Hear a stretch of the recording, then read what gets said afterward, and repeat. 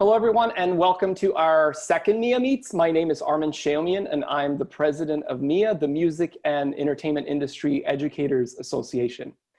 MEIEA is in its 40th year, and while we had to cancel our annual summit in Washington, D.C. this past March, we're looking forward to bringing you a fully online virtual summit this October instead. Additionally, MEIEA will be offering a free year of academic membership to all current and new members starting this month. We will be sending you an email for more information in the coming weeks. Meanwhile, please visit MEIEA.org for the latest information, and if you'd like to reach me directly, my email is president@MEIEA.org. Before we get started, I wanted to let you know that this meeting will be recorded for archiving purposes, as well as posted on our YouTube channel so that those who are unable to attend can still access the resources and conversations shared during this session. Today's MEIEA Meets topic will focus on internships amid COVID. So without further ado, I'd like to introduce Professor Kim Wangler, who is a longtime MEIEA member and an associate professor and director of the Music Industry Studies program at Appalachian State University in Boone, North Carolina. Kim? Thank you, Armen. Trying not to be thrown off by how he said long-time member. It's true, but I don't have to always admit that. But I'm real happy to be involved in this and sharing it with my co-host, Nancy. This came about because she and I were talking about internships and what we're doing with internships, and not only what we did this summer, but seeing things not returning to even a new normal come fall, and thought maybe the rest of you folks would be interested as well. So I've got some great panelists joining us here, and we will talk about that, but we're interested in your input as well. And so this is both a panel and a discussion for everybody. I see some familiar faces, and I know folks are dealing with this, so please feel free, put comments in the chat as we go through our questions here. Armen is going to monitor that for us, and you're also welcome to speak up.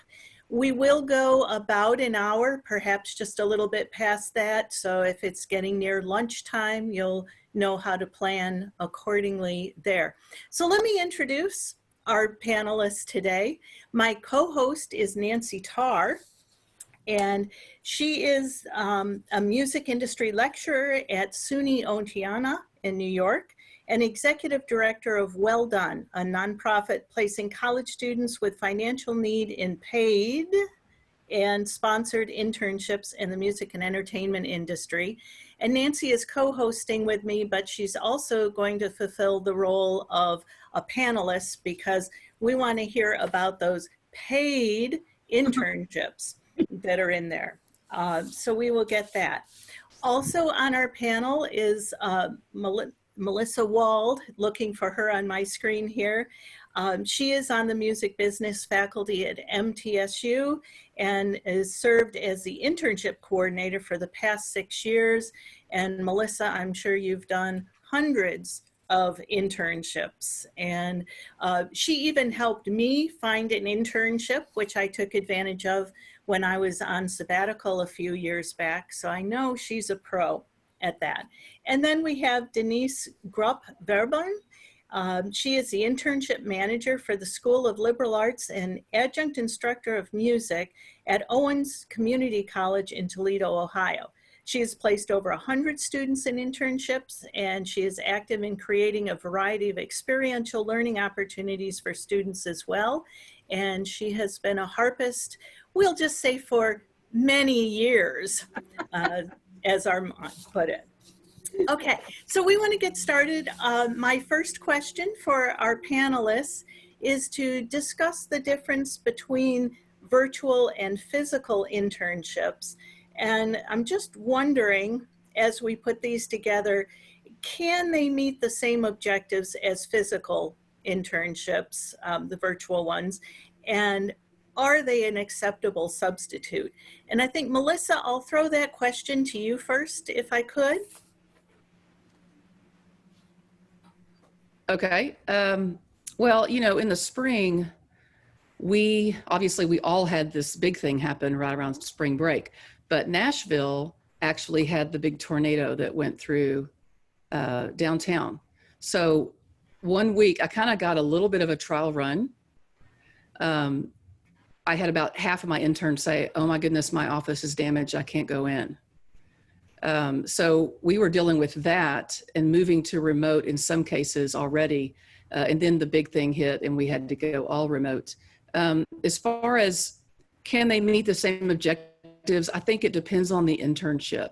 Obviously, live entertainment, can't do much with that right now. Now, the music publishers, artist management, and artist managers in some cases, like with social media, I heard from some of the students that they actually saw their supervisors more because they switched to Zoom. So I think it just depends on the situation, is the short of it. I hope everybody can hear me. My internet's not great right now. Yep, we're good. Let's go to Nancy. Comments on that? Yeah, so at SUNY Oneonta, we do allow students to do a remote internship. So I know everybody has a different program. We require our students to do 3 credits of internships, which really is like 8 weeks working full time. So a lot of students will knock that out in the summer, or they'll break out, you know, a 1 credit internship in Oneonta and maybe a 1 credit internship remote, which is 120 hours, and then go to New York City or another city and do an internship. So, you know, we've already been doing that. I think the obstacle is, you know, how do we provide these great internships that now mostly all are virtual? And I definitely think that it's possible. I have seen students working, as you said, Melissa, that they actually see their supervisor and talk with their supervisor more, and there's more interaction and sometimes even more work involved. And as it relates to the live entertainment industry, you know, we don't have a live industry right now. And so I've encouraged a lot of students to transition to live streaming and to learn everything that they can do about live streaming. And I'm teaching an internship class this summer for our students who didn't have internships or that they were canceled. And our last class is a live stream, and we're all learning it together. We have an alumni who is in Nashville, actually, who's been live streaming probably since the 3rd week of March. And he has a really robust setup. And so we're learning that. And I think that that's, you know, encouragement that we need to give our students, that they need to be innovative. And just like the music industry is pivoting, they too need to pivot in the area of interest that they want to be in. I think it's important for them to learn all facets as well.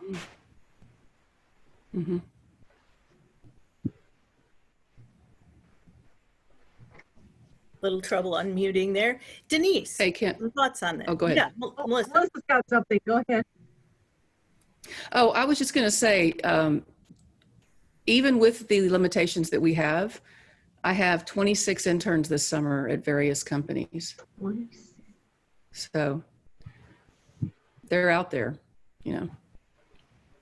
Well, I haven't, as you'll find out as we go along when I tell you about how I do how we do our program, I haven't really gone into the virtual side. I place interns in a variety of areas, including commercial art, for example, which very obviously can be virtual because you're, you know, working a lot on the computer programs. But as far as the, you know, the music business and broadcast media areas, I haven't found a virtual solution yet, but I'm excited to find out what those options might be. But I haven't found this as of now, like you guys have. We had someone hop onto the chat from Belmont. Who was that? Julie Jackson. Right here. Julie, there you are. Could you just speak to that a little bit? Join us.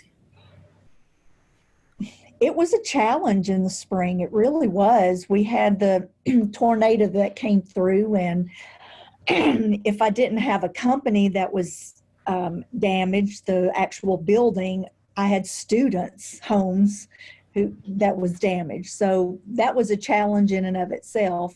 Then COVID happened, and I have close to 500 interns every single semester, and from New York to LA.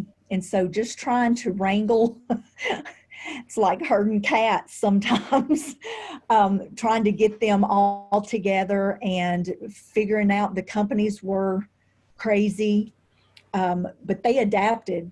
They adapted very quickly. The companies that were not able to go virtual have adapted for the fall. So there are many companies out there still that's adapted to virtual. That's just seems to be where the industry is going.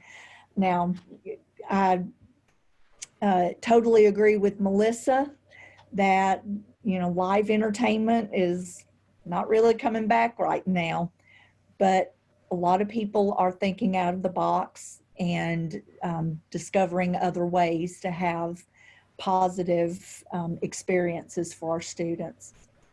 One of the, that's Julie, that's excellent. One of the things that happened for me, for example, was one of my internship sites where I had 2 interns placed is a very large, very busy local sound and lighting company. And I, even just as it was happening before, you know, right that week, I got the email that said, Denise, I don't have anything for these interns to do because these kids were going out hauling stuff and going to shows and all their shows. So as an example, but that goes with the live music part too. What do you do with them? You know? Yeah. Julie, I'm really glad to hear you say that. We found I had 10 students who had all of their coursework done and only needed to do their required internship for the summer. And we had a really hard time. Companies were kind of in transition and they didn't know what they were doing. And they're like, no, we're not taking interns. So we ended up creating a class.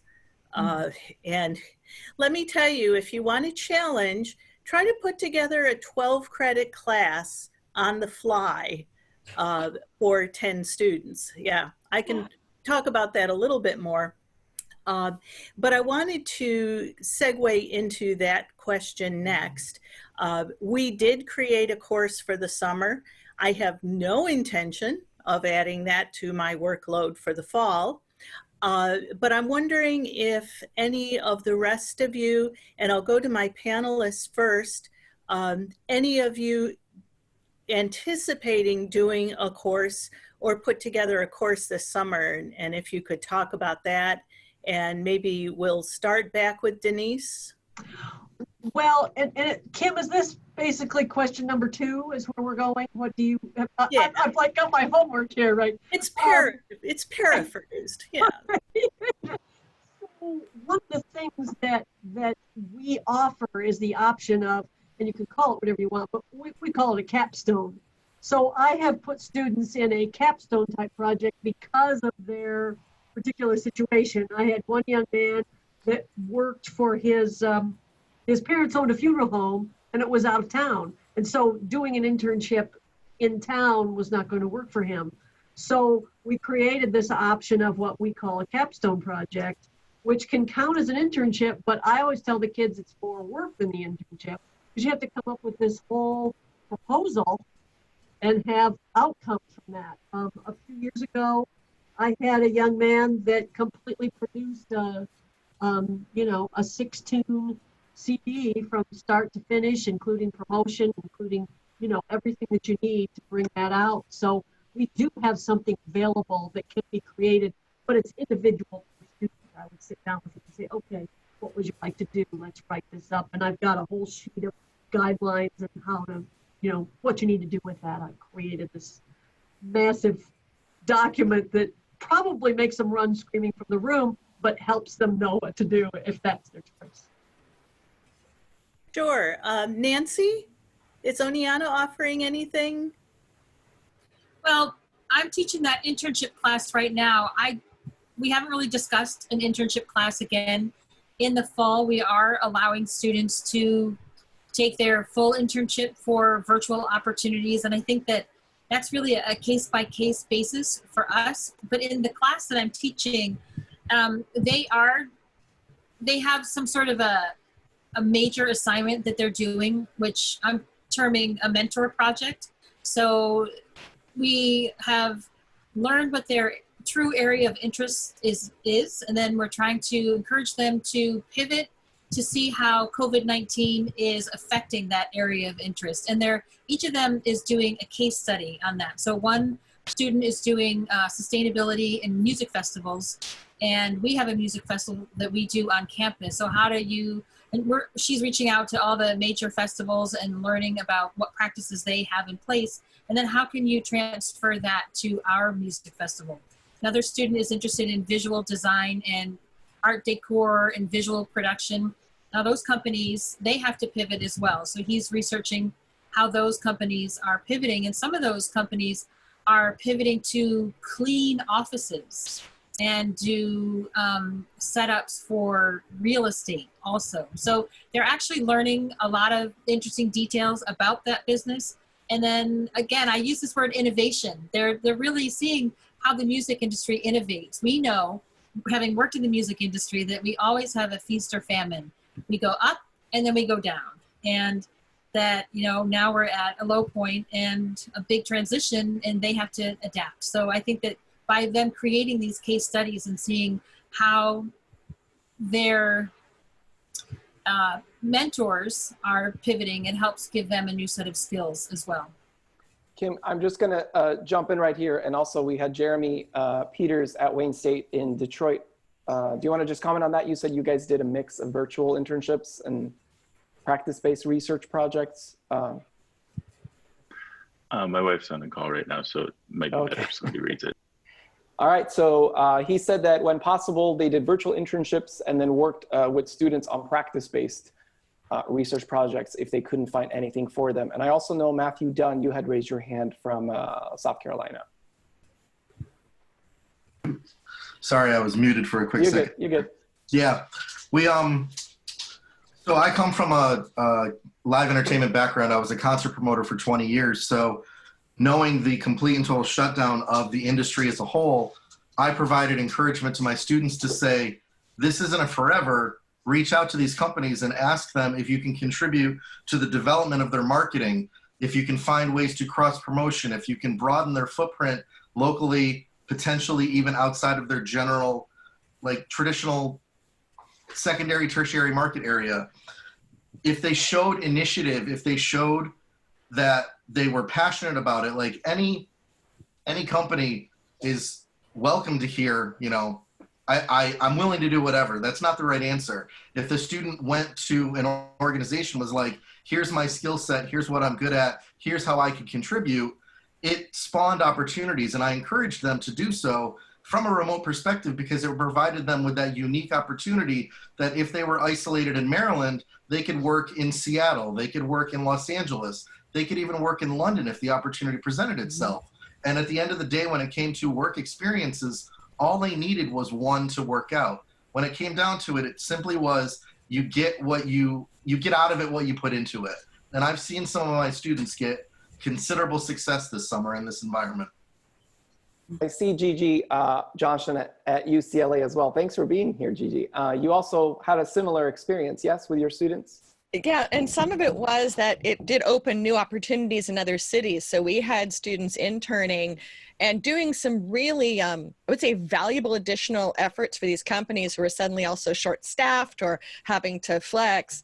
We had students interning in New York and San Francisco and the geography of where they could get during the school term became a non-issue. And we also were able to open the doors to many new companies who wouldn't have thought of having interns before because they didn't have the space, they didn't have the program, and suddenly students were able to step in and fill holes they suddenly had and actually build those skills that they're now selling those skills and doing virtual production, live streaming, etc., for cash quite easily now that they've actually been able to demonstrate it at a company. So. Okay, I want to get to Melissa with that question. Back to MTSU doing anything offering alternate assignments? Well, the thing about our program is internships are electives. So now I had several students that had in their grand plan, you know, they were graduating into the summer and they had culminated into this internship. But of those, I got to work on it real early. In fact, I printed it out so I could remind myself what I did. I sent an email out to all the people on our list. It's like 250 something internship providers, and said, hey, here's what we're going to do. We're going to relax the in-office rules so they can work remotely. And then I had worked with our legal department on a statement regarding COVID and procedures. So there's a statement in this email for students and there's a statement for providers. So it was just really upfront. And then right in the middle in bold, it says, given the challenges of finding an internship in this situation, can you please let me know if your company would be willing or is able to offer a remote internship? And so what that did is it just narrowed down the field and it gave me the people that were really into it. And so then I worked with the students that really needed it first. And then as it turns out, everybody that wanted an internship this summer, pretty much, I think there were 2 that have just postponed it until the fall. But with it being an elective, it's not the huge pressure, but we did offer several other electives online this summer just to try to, you know, give them something they could get into and graduate. And Melissa, I've got a follow-up question for you. You said that you relaxed the rules and allowed for virtual internships. My question is, going forward, zoom ahead 6 months, a There year, you go. Yeah. 5 years, whatever it takes. Are you going to continue to allow virtual internships, or? I think so. And I'll have to, you know, I can make that decision now, but I would, on a permanent ongoing basis, I'd want to talk to the faculty. But, you know, we had really strict in-office rules because, especially on a free internship, I don't want an intern sitting in their apartment doing work for a company when they need to be paying them for it. And they're not getting any interaction. There's some of these like publicity companies that do that. And also sometimes if they've moved into their own house, I don't want an intern going into someone's home.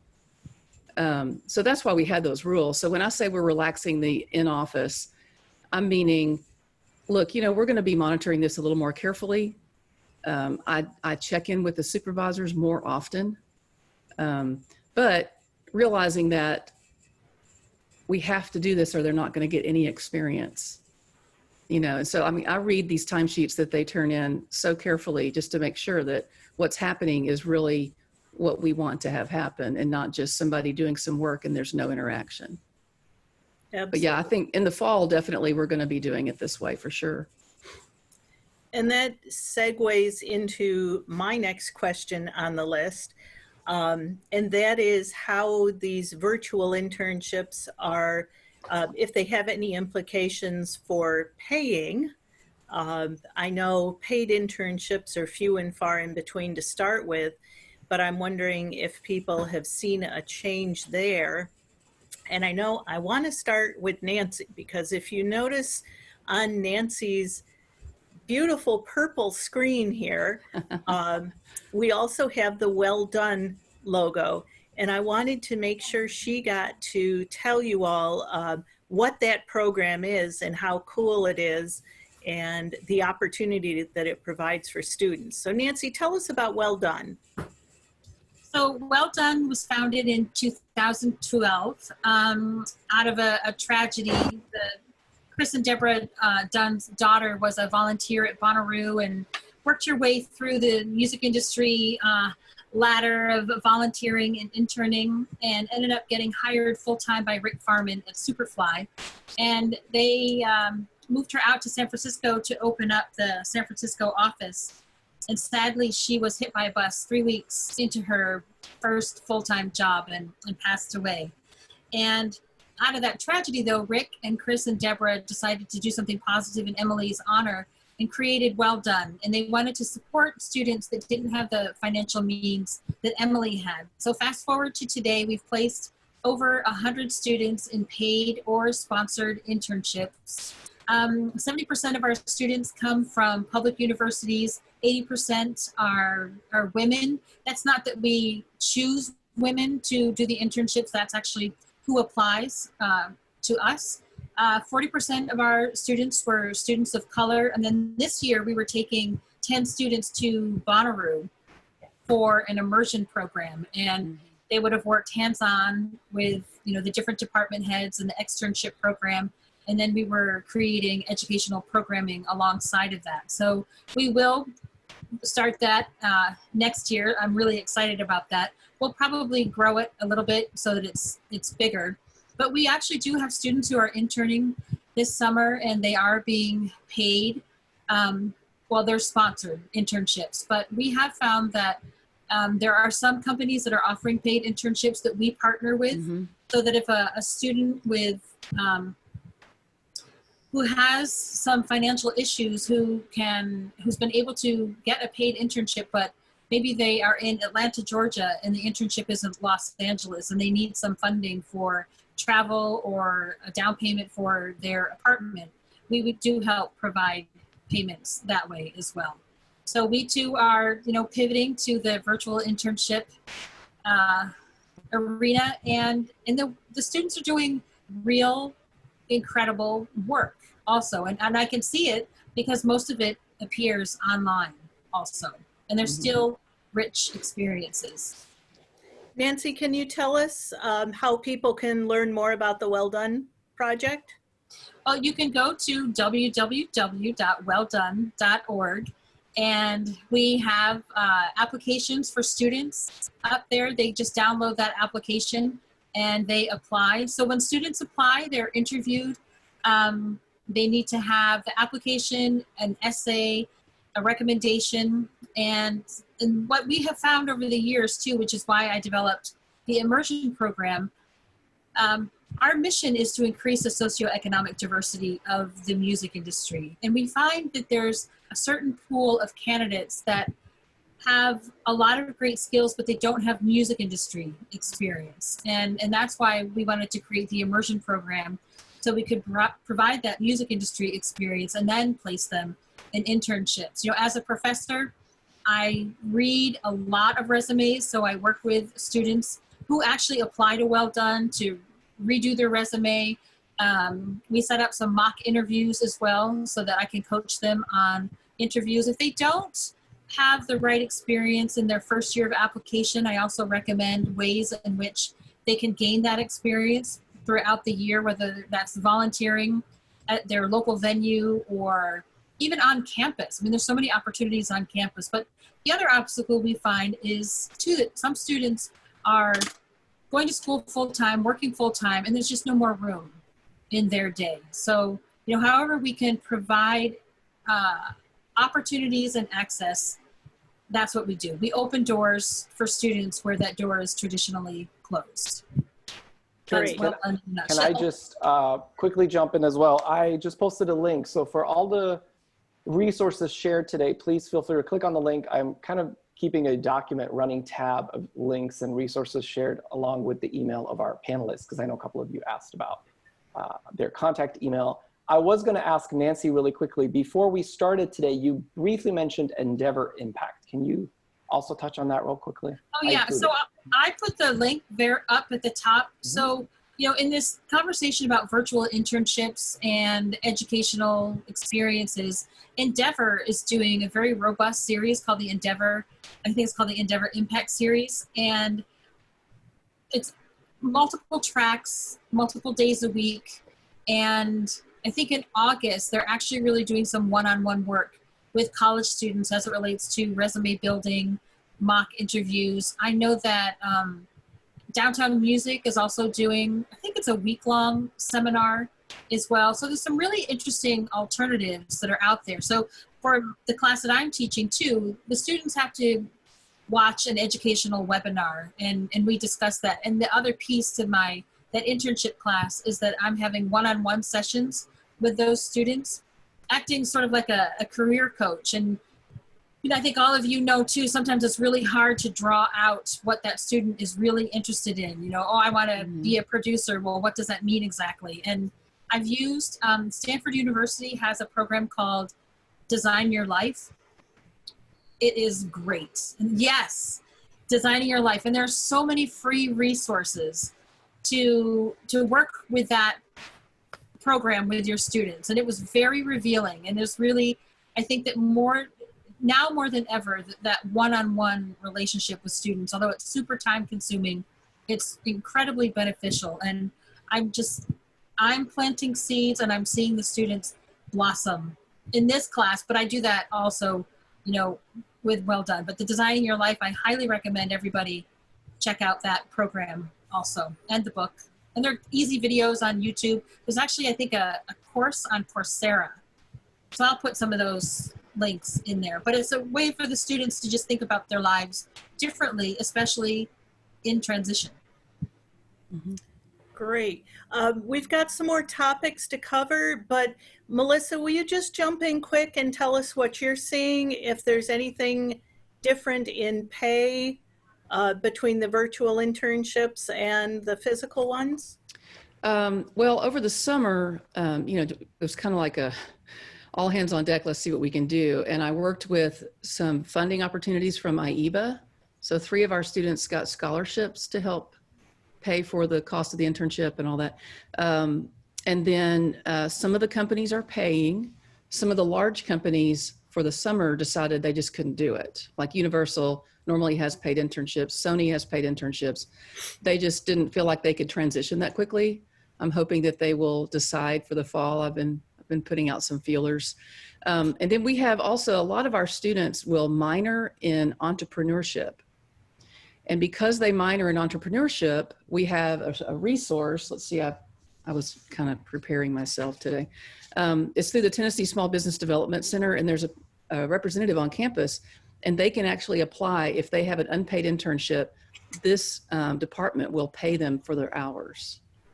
So we've been kind of, if the companies don't pay, we've tried to, cobble up some resources to get them paid anyway. Great. Denise, anything to contribute on that? With, I honestly don't have anything to contribute because I don't put students in paid internships in general, although occasionally I do. I don't have something to contribute to this one, I'm sorry. Me neither, which is why I've got all these great people and we're getting comments from the gallery here. Nancy, let me turn it over to you. I know you have some questions for our panelists. Okay, and I just wanted, before I ask my written question, Melissa, what was the name of that organization where your students apply? Oh, here it is, Tennessee Small Business Development Center. Is that a government-funded organization? Or is that... It looks like it is. It's .org. So I bet it's a small business. It says they receive federal funding from the U.S. Small Business Administration. And then the funds are administered through MTSU. So this person is actually on campus to work directly with those students. So there may be opportunities in every state where there's some money earmarked for this and we just don't know about it. We might have to just find a small business. In fact, she actually reached out to me and said, she's actually bugging me every semester. Hey, who have you got? I got to get rid of this money. So I said, well, let me help you for sure. So now any internship student that's an entrepreneurship minor gets an email, about this from me. So they have to be an entrepreneur minor in order to receive the funds? Yeah. Huh. But so many of our students are. That's a very popular minor. So. Yeah, we don't have that minor, although we do have entrepreneurial topics in our classes. I think it's a worthy minor. I've always wanted to partner with our business department on a class like that. Well, it could be in your state that you could do that. It's just, I think that this just happens to be the program that the entrepreneurship director pursued. That was the impression I got. Yeah.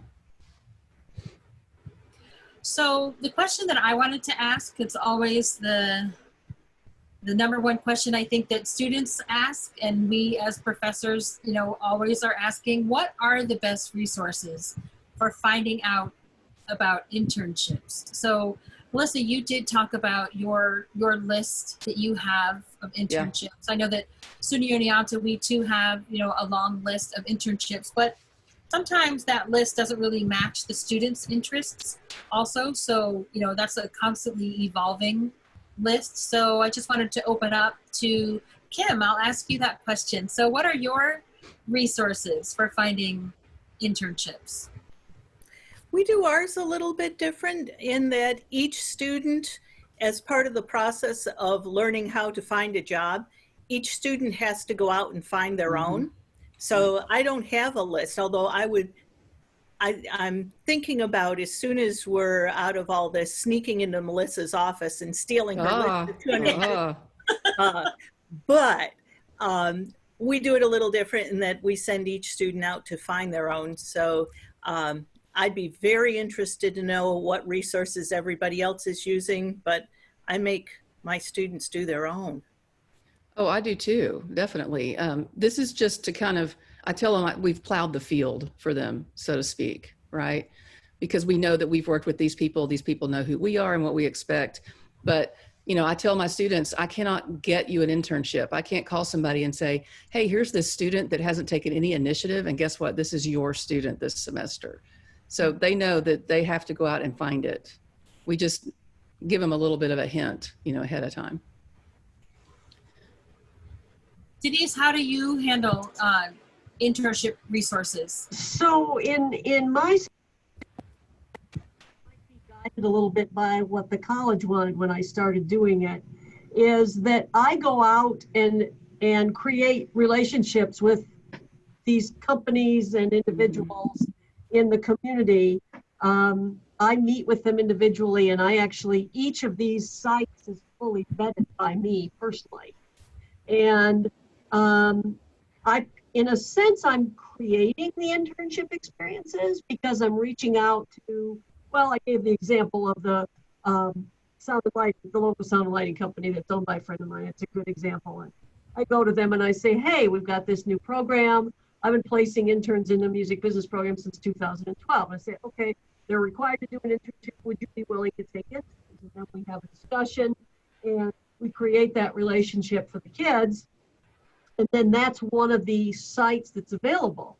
So when the student applies, when it's time, I'll try to be quick, when it's time for their internship, they have to, you know, submit the usual things, resume, you know, portfolio and such. And then once it's been proven by their list that they've taken the proper classes, I show them a list of available internships, but I also talk to them and make recommendations. Then let's say they choose Great Lakes Sound and Lighting. They say, that looks like a place I'd like to do an internship. Then I send their resume off to Great Lakes Sound and Lighting and say, hey, can you take an intern for this semester, and would you be willing to meet with this student? Once the site says yes, I turn it completely back over to the kid. And I say, I'm sorry, I call them all kids, sorry.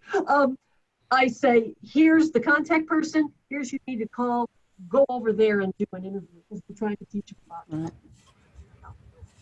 And that's a really quick, but it helps us create those relationships with the businesses in the community so they know what we're doing. And so often we'll see kids that get hired, sometimes full-time, sometimes part-time, in these different, at these different places where we've created the internships. But I'm kind of training the sites, because most of them are local. I'm teaching the sites how to be internship hosts. I guess, but that makes sense. At SUNY Oneonta too, our students find their own internships. You know, if there are issues, we do fall back on that list. We have a pretty robust alumni network also where, you know, there's sort of a path that certain students know, especially if their area of interest is represented. But then on the Well Done side, you know, I too work more like Denise does. I reach out to the companies to talk to them about their internship program, and then we submit our candidates to the company, and then you know, it's really up to the company and the student after that to see whether or not that's a good fit. So I have, Nancy, had students find internships and come to me and say, here's where I want to go. And then we go through the process. Exactly. We've done that as well. Absolutely. Yeah. Right. And we do that with Well Done as well. If they end up in an unpaid internship and that company, you know, wants to form a relationship with Well Done, we do that. Chichi, I see that UCLA uses Handshake. Can you talk a little bit about that? SUNY Oneonta is just starting Handshake now. Handshake is Well, part of it is UCLA itself uses it. For music, it's not the most helpful structure in the world, but it is a nice sort of ecosystem base to be able to connect the dots and provide professional services and connect an alumni. And it's gotten to be kind of the lingua franca between universities. We do find for music, it's not fabulous, but for our students who want to connect music and other things. So it's been good for game development and commercial production and doing internships where they're able to be part of a music part of another company.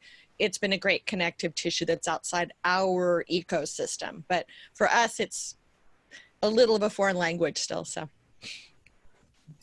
And now that we're in this transition of, internships, programs were halted. It seems like there's more flexibility occurring, I think, in the music industry where some companies that maybe had canceled their internships, especially in live, at booking agencies. I mean, those internships are non-existent. But I was talking to one of our alumni yesterday who said that they are beginning to consider virtual internship opportunities as, they view the landscape and seeing 6 months to a year down the road. There's still a lot of research that needs to be done, and there is work that can happen. So I'm wondering, do we have any interest as a group in wanting to create some sort of a collective database of internships? And I'm thinking too, maybe, different tiers, different areas of interest, maybe paid internships. That might be the list that we want to be creating. I think we all know a lot of those companies that exist.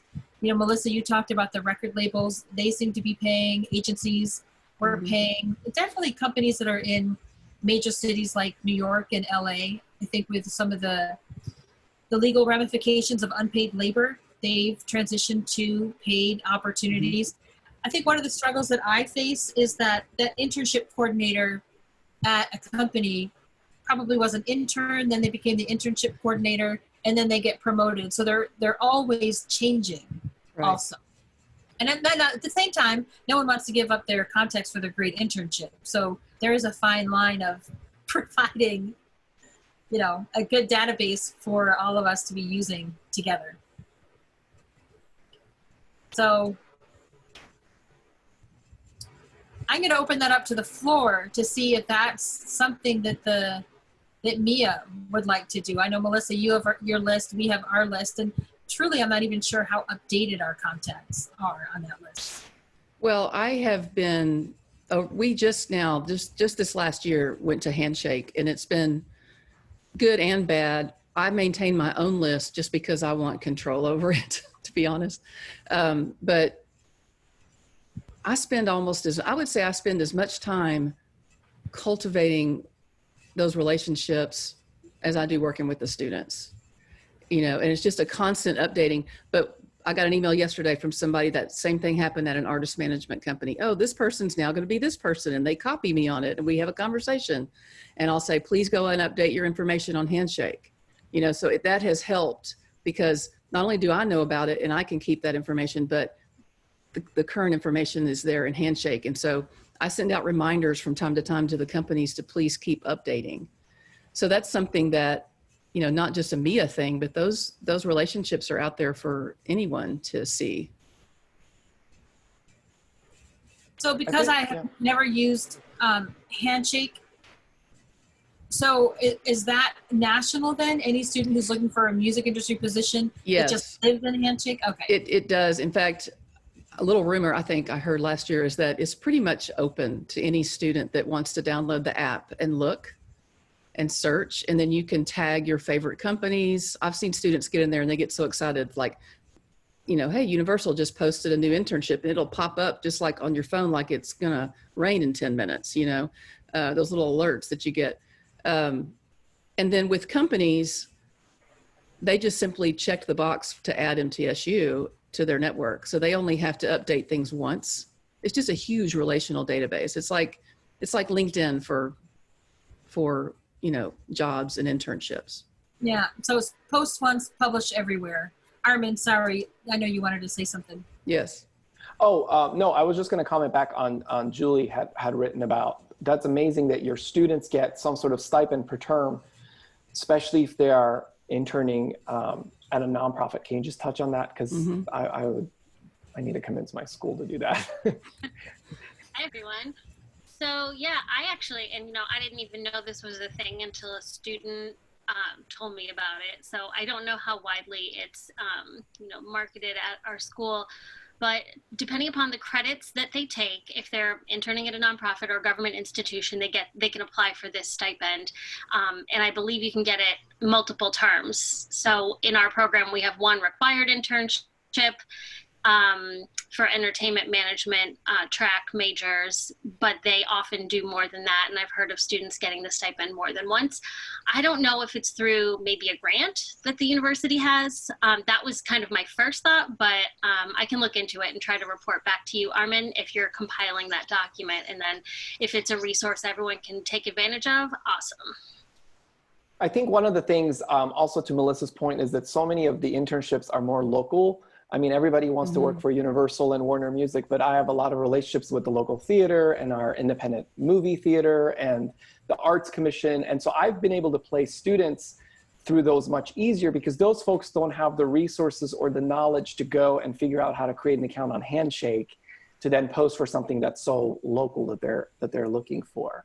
And to kind of Kim's possible question coming up about race, gender, and socioeconomic background, I have noticed, at least for my experience, is that when it's local students and local organizations, they are much more prone to, be aware of those things and essentially take students that they know would otherwise maybe not have those opportunities. Because if you get an internship in New York City, that paid internship is not going to cover your living expenses in New York City.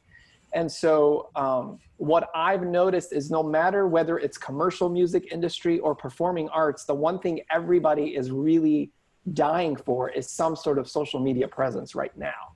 Because people want to stay in touch with their audiences, their fans, be it live streaming for fundraising. So for me, for some of my contacts, I've reached out that way and said, hey, I noticed you guys stopped posting anything on Instagram in March when everything shut down. Like, why are you not continuing to engage your audience or your members that are paying season tickets and such? So there are some opportunities. Don't throw every college student to be in charge of a Twitter account, but there's definitely some opportunities there. I think that we can kind of go to the organization and say, this is what we can kind of help provide to our students. Yeah, and almost looking in your own backyard. That's good advice. So the next question is, I really feel like we're in a transition where, the industry shut down and now it's beginning to wake up a little bit and realize that we're in this for the long haul and that internships are important and that there is a commitment to not letting this group of college students go without that learning experience and learning opportunity. And this is really how this whole panel started, was Kim and I were talking about this. How do we let the music industry, how do we work with the music industry to let them know that our students are required to do internships? And, I know that some are electives, but what could we communicate and how should we communicate to the music industry so that we can work with them to provide worthy internships, opportunities for the companies as well as the students? Is that something that we want to do individually, or is that a collective message that we would like to send out to the music industry from MEIEA? And I think I would just add to that, if I could, Nancy, that we know the big companies, Melissa, we know in the Nashville area, these companies know about interns, but there are an awful lot of other companies, not necessarily the biggest ones or in the biggest markets, that we could do more work with to get the word out. And so we're just wondering how people feel about that and comments on that. Kim, I think it goes back to the individual relationships and finding who the right person is to speak with, and going and telling them the opportunity that you can bring to them with one of your students. One of the things I work with, as I'm sure many of you do, because I've seen it in the chat over here, is working with a lot of nonprofits that could use the help from a talented young person and don't have money to pay, but would love to have someone come in to help them with whatever the project might be. I think it's a lot of one-on-one relationships and finding who to call. I have had some entities. I spent years trying to find the right. Believe it or not, I shouldn't tell you this. I spent years trying to figure out who the right person was to create the relationship with the Toledo Area Chamber of Commerce. And I finally met with him last week, and he's rocking and awesome, and he'll be a great resource. But sometimes you just got to find the right person to talk to. So that's my thought on that. Armen, I'm wondering if you would want to write an op-ed for Billboard. Bring it on.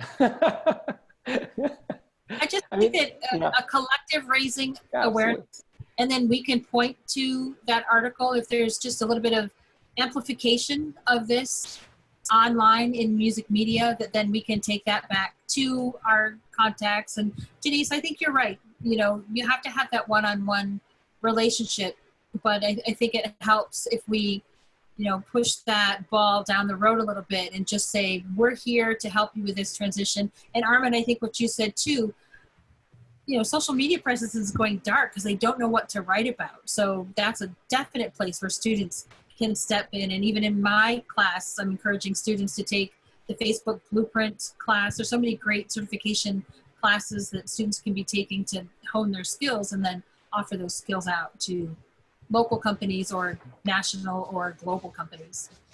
I see Scott raise his hand. Go ahead, Scott. I was just going to say, Nancy, I love that question, looking back at the organization. And I think I'm reflecting on some of the optimism that a lot of you shared today, that despite the fact that we're all in a state of lockdown, there's been so many opportunities that we've found through virtual internships, being out of state, out of city. Well, I'm really encouraged by everyone's willingness here to participate in a MEIEA Meets event. And I'm quite confident that through more events like these, some partnerships we're working on for the digital conference in October, and a whole lot more, I think collectively MEIEA will be able to raise the profile of not all of our faculty, but all the great and talented students that we're representing and that we're supporting. And then exactly what you're asking will be easier and easier in the months and years ahead as this organization continues to do the work and build on what we're doing today. So thank you all for being here and having this conversation. So there's a chat happening also about connecting with different organizations. So, I mean, we know that NAM has a great student next generation conference, and now Music Business Association has started something else too. So they're, I guess, starting calling it Next Generation, where NAM is Generation Next. So confusingly similar, copyright issue may be there. So Kim and I talked about the Music Business Association. I was gonna reach out to Portia. And Scott, I think that what you're saying too, you know, if we look at October as maybe a focus to pull some of these entities together and talk about South by Southwest and also NEVA, Chichi, I think that that's a really good idea too. I mean, certainly if we amplify what they're doing and each student works with their local independent venue, I mean, that would just create a swell of amplification for them to get funding, but also create relationships and provide wonderful opportunities. So I'm just like zipping through this list. I think that there are some entities, you know, APAP, Melissa, you talked about IEBA. So maybe the next steps, Kim and I or whomever can work to corral these trade association organizations. Armen, I do like the idea of an op-ed, and I know our time is really running out. Kim, you got to ask that last question.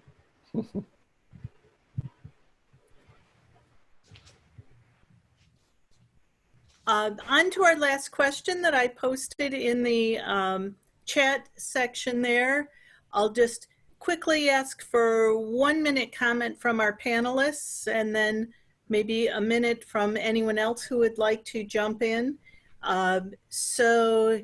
We'll start with Denise. How is your school making sure that everyone has access to the best internships regardless of race, gender, and socioeconomic background? in my situation, as you know, I'm mainly placing interns and driving distance from the school. So I don't see any issues that are happening, you know, that are mistreating or not keeping everybody equal in that manner. I treat everybody as exactly the same. I'm not, so you were speaking of internships where you get a cool internship in New York City, but you can't afford to pay for the housing. And I don't do any of that with my students. And I'm able to find places for them. And your question about technology, we do have an office that students can reach out to where they can get help if they don't have access to technology. There's a whole office that handles that. So that's pretty cool. Thank you. Nancy, comment on that? I think that, again, it's that adage of opening doors and providing access and opportunities. And I certainly think that there are issues across the board with music industry programs where certain companies only take students from certain music industry programs. So as we penetrate some of those opportunities and provide a more diverse student population, you know, again, it just goes back to that one-on-one building relationship. However, on the flip side, with everything that's happening with racial discussions, so many companies are now coming to the forefront saying, we have to do better. We need to embrace more diversity in our companies. And at Well Done, I'm doing whatever I can to reach out to those companies to say, you know, we would like to be part of this conversation. We want to bring in those socioeconomic diverse college students into that first internship or emerging pool talent pool. Yeah. Melissa? Well, you know, MTSU has a fairly diverse student body already, and I have not seen any issues with students, you know, not being chosen for whatever internship they want to be chosen for. And of course, you know, with country music being our biggest genre, lately there have been a lot more internship providers that have come in at the independent label, you know, with different non-country. And I just make notes of those, and I'll suggest, you know, in fact, on my list, I actually have the students that I tell them what their genres are. And, you know, so we've been trying to touch on those things and try to kind of spread out from those larger companies. In fact, most of our students that intern during any given semester are not at the bigger companies. They're with the independents of all different types, you know. So I've not found that to be a problem. As far as what we're doing to help them assist with the technology, I know that MTSU provided laptops, sometimes Chromebooks, and hotspots for students that didn't have access, and they could just contact our dean's office, I believe. And I believe that's going to be the same case going forward, only I believe it's going to be the ITD folks that help with that. That's great. We'd like to open this question up to everyone. I think Armen, possibly best, is raised hands. Sure, that sounds good. Then we'll monitor that. I don't know if I can see raised hands or just Armen can, but I don't see a raised hand yet, but I am keeping my eyes open. All right, I see Mark. He raised hand on the screen, so go for it. Yes, I couldn't find my. No worries. Hello, everybody, and shout out to my local colleagues, Julie and Melissa. I teach at TSU in Nashville, Tennessee, which is traditionally an HBCU. And I'm the first person in coordinator in my position. I've been here since 1998 as a coordinator of commercial music. That accounts for all the gray hair. But anyway, in light of recent headlines, I'm grateful and also curious. I've received six cold calls, cold emails from local entities who now, gratefully, but also suddenly want to work with TSU. And often I spend most of my time trying to break the ice, trying to introduce the host site to my student, trying to tell my student that the business is not all country music. A lot of it depends on their interest, the genre that they're interested in. I have to do a little persuading on both sides. we don't have 500 interns out in the field. Our best semester so far was 9, which was a big deal for us. And I can say our experiences in the 20 plus years I've been doing this, I've only had 1 student that I came that close to pulling out of an internship. But other than that, our students are always well received. We get great feedback. They always ask for more, but we just have an image problem locally in Nashville. And those of you in Nashville might know what I'm talking about. Some of you might know Shannon Sanders as well. And Shannon's an alum of TSU. Yeah. And he comes to class often. And one thing he'll say is, you got to get off campus.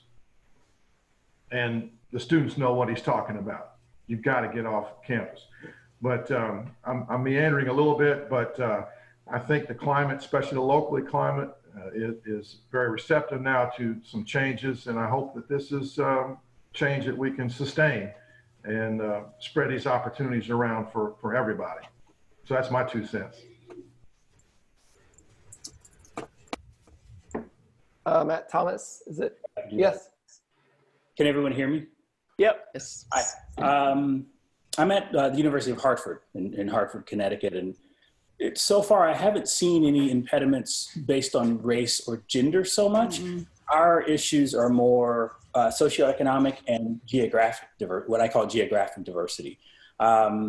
We are close enough to New York City where a lot of our students will intern there. And our interns are typically done during the summer months to allow them to get out of Hartford. So for some, that poses a financial barrier if they can't afford to live in New York City or go to Boston. We're kind of halfway between New York and Boston. So what we've done are a couple of things. Some of my colleagues and I, who have relationships with companies elsewhere, have one-on-one created relationships with companies in Nashville, Los Angeles, Atlanta, that can host.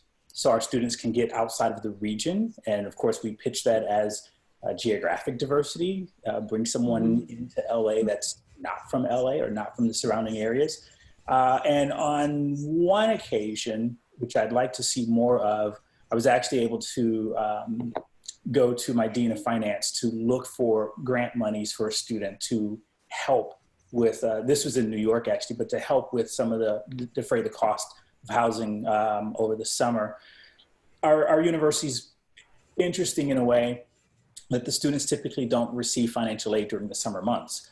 So they pay for the tuition as well as any of the other costs involved in their internship out of pocket. So I have been able to go to my dean on a case-by-case basis to say, this will be good for the student. Ultimately, it's good for us. You know, what do you have in the coffers to make this happen? Those have been our biggest barriers so far. I haven't seen as much with race or gender in terms of getting access. Mm-hmm. Interesting. Any other comments? Yeah. We are bumping up on the end of the hour. In fact, I think we bumped past it a little bit. Armen, you want the last word?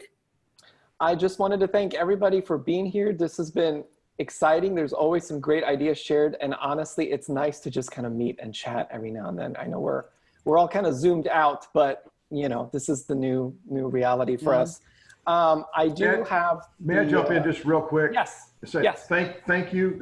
I've seen a lot of webinars this summer so far, and this by far has been one of the most practical as university instructors. So thank you, and I hope we can continue this conversation on this topic. Absolutely, I appreciate it. I included the link for future MEIEA meets. We're always open to have these sessions, and we don't want to end it when, I know when fall starts and people get busy, our goal is to continue these at least once a month on a set time so folks know that we're gonna gather online. And again, everybody that registered today, we have your email. We will be sending to everybody the updated MEIEA free year of membership, as well as information for our online summit, which will take place in October. So thank you to Kim and Nancy and Melissa and Denise and our awesome guests. Thanks for all the information you shared.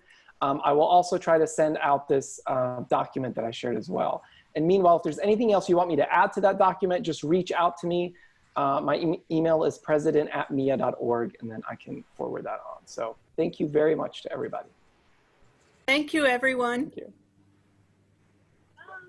Bye. Thank you for including me. Bye, Kim. Bye. Bye, guys.